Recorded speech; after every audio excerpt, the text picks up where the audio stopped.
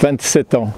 27 ans que je suis diacre. Je ne suis pas diacre du diocèse, mais ça fait quand même plus de 20 ans que je suis dans l'Aude. Et c'est vrai que j'ai des tristesses dans mon ministère, mais j'ai des grandes joies. Et quand je fais un peu le bilan, c'est essentiellement deux points que je remarque qui ont toujours été ma joie.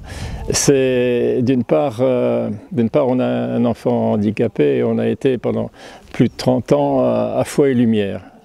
Et cette mission, c'était pas forcément dans le diaconat, mais j'y ai vécu comme un simple membre à Foi et Lumière avec les personnes handicapées mentales. Il n'y a pas de masque, c'est du naturel, c'est du bonheur, moi je me souviens d'une réunion où on mime des évangiles, etc. Je ne sais plus pourquoi on m'avait mis, vous voyez, 1,90 m en barboteuse. Mais c'est du bonheur, voilà. Ça c'est quelque chose qui nous a, avec mon épouse, nourri. Hein. Et puis, alors j'ai été 10 ans responsable de la pastorale de la santé. C'est merveilleux parce que tous les membres qui se donnent dans cette mission, avant de rentrer dans une chambre d'hôpital, etc., avant de frapper, ils disent « Seigneur, rentre le premier, c'est toi qui me devance. » Voilà. On est plein du Seigneur. Hein. Et ça a été pour moi une joie. Actuellement, je galère un peu plus, mais je ne veux pas en parler, parce que la difficulté au Secours catholique, c'est de pouvoir annoncer.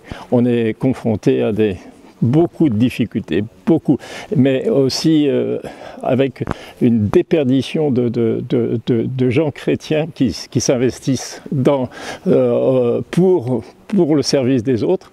Et c'est une joie parce que les gens qui sont en difficulté, vous leur dites, comme aux personnes handicapées, j'ai besoin de toi, tu les fais vivre. Mais bon, le fond de la personne qui a souffert, etc., il y a des problèmes de personnes énormes et on perd cette énergie pour pouvoir annoncer Dieu et pour tous, Dieu est là pour tous, voilà. Alors une des dernières joies c'est que depuis quelques années là dans la paroisse où je suis, avec mon épouse, on s'occupe du catéchuménat, et alors pouvoir annoncer, faire grandir la foi des... Waouh, voilà, quel bonheur.